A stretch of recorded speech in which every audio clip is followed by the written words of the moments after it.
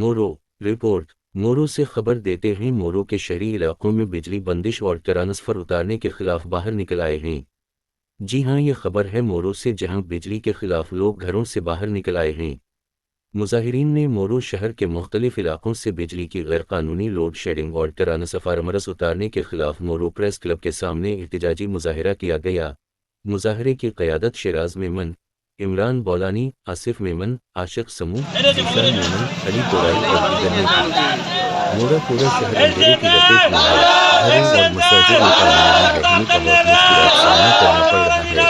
मोरू शहर में ज़ियाद हसन गंजार से अपील की है बिजली और ट्रांसफर उतारने के खिलाफ नोटिस में मुजाहिरीन ने वाक़या अहकाम से नोटिस देने का मुतालबा कर दिया। मोरू शहरियों का मुतालबा है बिजली की ट्रांसफर को जगह रखा जाए, कटौती का बल खत्म करें और बिजली का कोई मसला दूर किया जाए।